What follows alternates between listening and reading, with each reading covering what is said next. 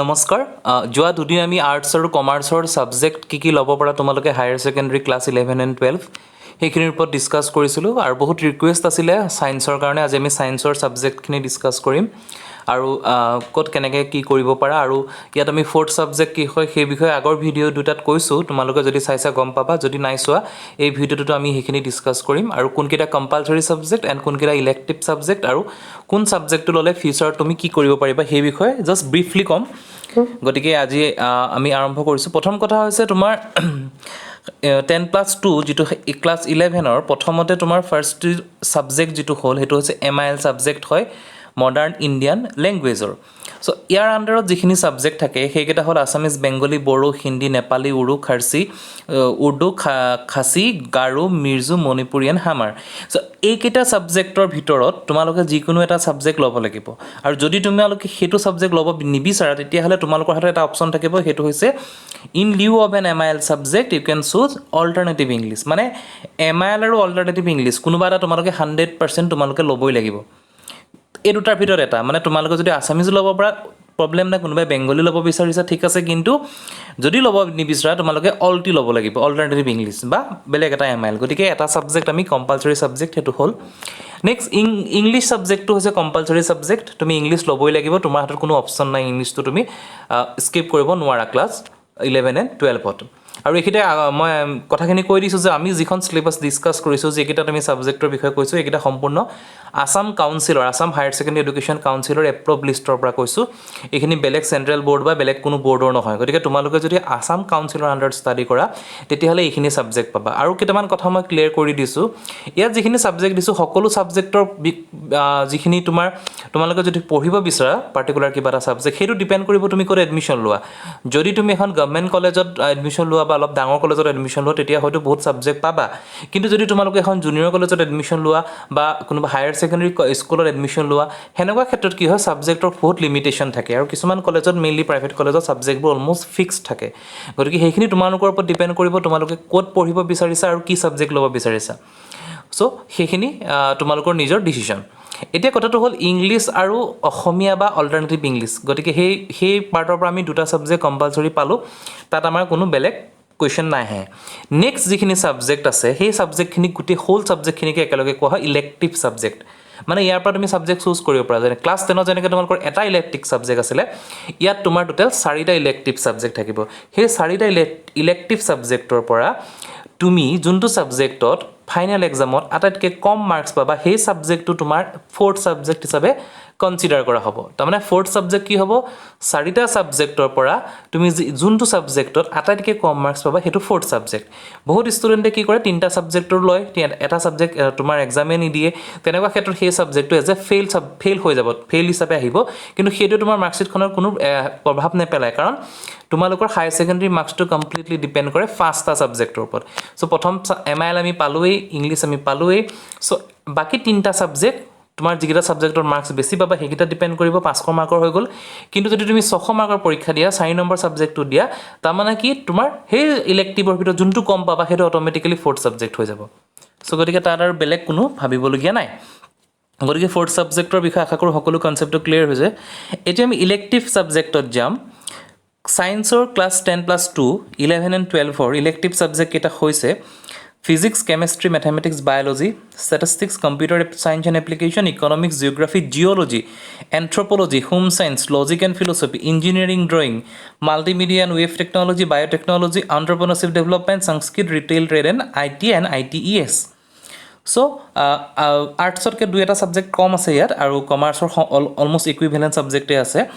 এতিয়া কথাটো হ'ল ইয়াত তোমাৰ ছাবজেক্ট ছিলেকশ্যনৰ পইণ্ট টোটেল মই 3টা পাৰ্টত তোমালোক ডিভাইড কৰি দিছোঁ ছাবজেক্টখিনি ফাৰ্ষ্ট কথাটো হ'ল যদি কোনোবা ষ্টুডেণ্টৰ পাৰ্টিকুলাৰ এইম আছে ষ্টুডেণ্ট মেডিকেল লাইনত পঢ়িব বিচাৰিছে বা ডক্টৰ বা MBBS কৰিব তেওঁলোকে বিচাৰিছে চ' তুমি যদি ডক্টৰ লাইন বা মেডিকেল লাইনত যাব বিচৰা তুমি 100% ফিজিক্স কেমেষ্ট্ৰি আৰু বায়'লজি 3টা ছাবজেক্ট পঢ়িবই লাগিব কাৰণ মেডিকেলৰ এণ্ট্ৰেঞ্চৰ কাৰণে এই তিনিটা ছাবজেক্টৰ ওপৰতে এণ্ট্ৰেঞ্চ হ'ব আৰু এই তিনিটা ছাবজেক্টত তুমি জেনেৰেলি 50% কাট অফ বিচাৰে হয়তো টাইম টু টাইম সেইটো চেঞ্জ হয় মই যিটো প্ৰেজেণ্ট যিটো মই এপ্ৰুভড হয় মই সেইটো কথা ক'লোঁ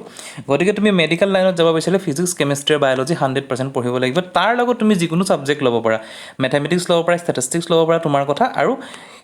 তুমি সেই তিনিটা ছাবজেক্ট ইম্পৰ্টেঞ্চ হ'ব কিন্তু এটা কথা কি চাবা তুমি ফিজিক্স কেমেষ্ট্ৰি মেথমেটিক্স বায়'লজি লৈছা আৰু তোমাৰ এইম যেনিবা ছাপ'জ মেডিকেলেই আছে যদি তুমি কিবা কাৰণত বায়'লজি ছাবজেক্টটোত কম মাৰ্কছো পাই গ'লা তোমাৰ বায়'লজি ছাবজেক্টটো ফ'ৰ্থ হৈ যাব কিন্তু সেই বায়'লজি ফিজিক্স কেমেষ্ট্ৰিৰ তিনিটা ছাবজেক্টৰ যিটো পাৰ্চেণ্টেজটো যদি 50% আপ থাকে তুমি মেডিকেলৰ কাৰণে এপ্লাই কৰিব পাৰিবা গতিকে তোমাৰ মেডিকেল লাইনটো ঠিক তেনেকুৱা গতিকে আৰু আমি ডিটেইলছত যাম পিছত যেতিয়া আমি কেৰিয়াৰৰ কমপ্লিট মেডিকেল লাইনত যাবৰ কাৰণে কি কি কৰিব লাগে সেইখিনি ডিছকাছ কৰিম গতিকে আমি ইয়াত ব্ৰিফলি ক'লোঁ দেন নেক্সট পাৰ্টটো হ'ল আমি যিহেতু তিনিটা পাৰ্টত ডিভাইড কৰি আছিলোঁ মই ছাবজেক্টখিনি নেক্সট পাৰ্ট হ'ল ইঞ্জিনিয়াৰিং লাইনত যদি তুমি যাব বিচাৰিছা ফিজিক্স কেমেষ্ট্ৰি আৰু মেথমেটিক্স এই তিনিটা ছাবজেক্ট 100% তুমি ল'ব লাগিব তাৰ লগত তুমি যি লোৱা বায়'লজি লোৱা ষ্টেটিষ্টিক্স লোৱা কম্পিউটাৰ চায়েন্স লোৱা ইকনমিক্স লোৱা জিঅ'গ্ৰাফী লোৱা জিঅ'লজি লোৱা সেইখিনি তোমাৰ কথা কিন্তু ফিজিক্স কেমেষ্ট্ৰি আৰু মেথমেটিক্স PCM আৰু PCB বুলি কোৱা হয় বায়'লজি থাকিলে গতিকে ফিজিক্স কেমেষ্ট্ৰি মেথমেটিক্স তুমি ইঞ্জিনিয়াৰিং লাইনত যাব হ'লে 100% তুমি ল'বই লাগিব গতিকে সেই তিনিটা ছাবজেক্টৰ আমাৰ কনচেপ্টটো ক্লিয়াৰ হ'ল এতিয়া কথাটো হৈছে বহুত ষ্টুডেণ্টে কি কৰে আৰম্ভণিতে ছাবজেক্টখিনি লৈ ছাপ'জ মেডিকেল লাইনত যায় ভাবিলে মই মেথছ ফ'ৰ্থ কৰিম সেনেকুৱা এটা কনচেপ্ট থাকে কোনোবাই তোমাৰ ইঞ্জিনিয়াৰিং লাইনত যায় মই বায়'লজি ফ'ৰ্থ কৰিম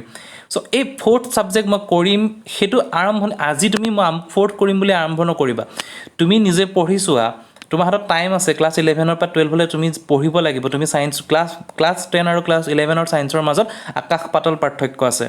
গতিকে সেইখিনি তুমি নিজে যে পঢ়িবা তেতিয়া ফিল কৰিবা যে মই এইটো ইম্পৰ্টেঞ্চ এইটো পাৰ্টত মই বেছি ইণ্টাৰেষ্টেড হয় তেতিয়া তুমি সেইটো ছাবজেক্টত গুচি যোৱা আৰম্ভণিতে এই ছাবজেক্টটোতে মই ফ'ৰ্থ ছাবজেক্ট কৰিম এইটো ছাবজেক্ট মোক কম মাৰ্কছ কেৰি কৰিম এই কনচেপ্টটো লৈ এটলিষ্ট ক্লাছ 11টো নিনিবা ক্লাছ 12ৰ কথাটো বেলেগ দেন আহি গ'ল কি হয় বহুত ষ্টুডেণ্টৰ এটা অপশ্যনছ কি থাকে ফিজিক্স কেমেষ্ট্ৰি আৰু মেথমেটিক্সৰ লগত যদি ইঞ্জিনিয়াৰিং লাইনত যাব বিচাৰে বহুতে ষ্টেটিষ্টিক্স লয় সেইটো বেয়া অপশ্যন নহয় সেইটো বহুত ক্ষেত্ৰত ষ্টেটিষ্টিক্সটো সুবিধাও হয় আৰু সেইটো এটা অপশ্যন থাকিব পাৰে ইঞ্জিনিয়াৰিং লাইনত যাবৰ কাৰণে যিসকলে বায়'লজি স্কিপ কৰিব বিচাৰে এণ্ড দেন যিসকলে তোমাৰ মেডিকেল লাইনত যে তেওঁলোকতো বায়'লজি থাকিবই লাগিব বায়'লজিৰ লগত তেওঁলোকে মেথছটো থাকে বা বেলেগো ল'ব পাৰা then computer science and application এতিয়া ইয়াত এটা কথা থাকে যদি তোমাৰ ছাপ'জ এইমটো আছে তুমি কম্পিউটাৰ লাইনত যোৱা এজ এ কম্পিউটাৰ ইঞ্জিনিয়াৰিং যদি তুমি কৰিব বিচাৰিছা যদি তোমাৰ সেইটো এইম হয় তেতিয়াহ'লে তোমাৰ হাতত এটা অপশ্যন থাকে physics chemistry mathematics and computer science and application লোৱা তোমাৰ চাৰিটাৰ ভিতৰত যোনটো ছাবজেক্টে ফ'ৰ্থ হ'ল সেইটো ইম্পৰ্টেণ্ট নহয় তুমি যদি ইঞ্জিনিয়াৰিং লাইনত যোৱা তেতিয়া তুমি কম্পিউটাৰ চায়েন্স ব্ৰাঞ্চত যদি তুমি আগবাঢ়িব বিচাৰা তেতিয়াহ'লে তোমাৰ এইটো ক্ষেত্ৰত ফিজিক্স কেমেষ্ট্ৰি মেথমেটিক্স আৰু কম্পিউটাৰ চায়েন্স ল'লে এটা গুড কম্বিনেশ্যন বুলি মই ভাবোঁ দেন ইকনমিক্স আছে then geography geology এন্থ্ৰপ'লজি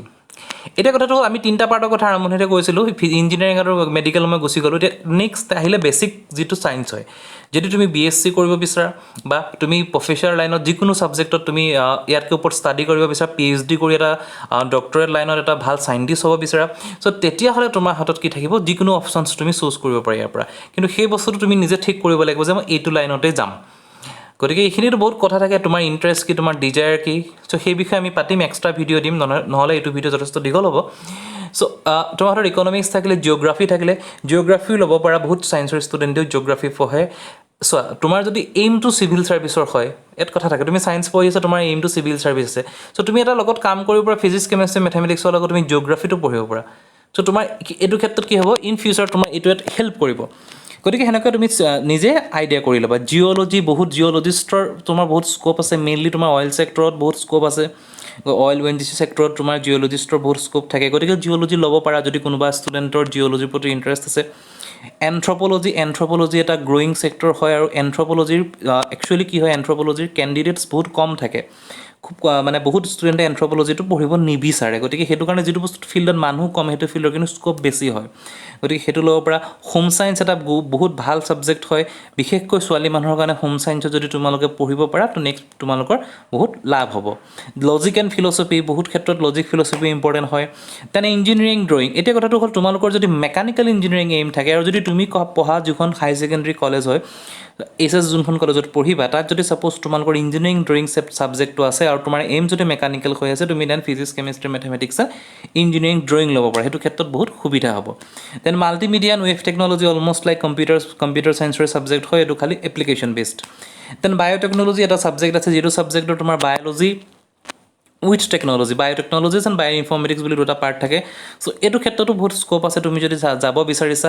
parallel two medical line almost medical লাইনৰ ওচৰত কিন্তু মেডিকেল লাইন নহয় গতিকে এইটো ক্ষেত্ৰত তুমি ইন ফিউচাৰ ডাঙৰ ডাঙৰ MNCs বা ডাঙৰ কোম্পানীত বহুত চান্স আছে তোমাৰ যদি তোমাৰ এই ছাবজেক্টটো লৈ তুমি পঢ়া দেন এণ্টাৰপ্ৰেনাৰশ্বিপ ডেভেলপমেণ্ট সেইটো বিষয়ে মই কৈছোঁ আগৰ ভিডিঅ'ত সেইটো চাবা সংস্কৃত আছে ৰিটেইল ট্ৰেড এণ্ড ITES গতিকে এইখিনি হয় ছায়েন্সৰ ছাবজেক্টটো বাকী তোমালোকৰ ওপৰত ডিপেণ্ড কৰিব তুমি কোন ছাবজেক্ট লৈ কেনেকৈ আগবাঢ়িব বিচৰা চ'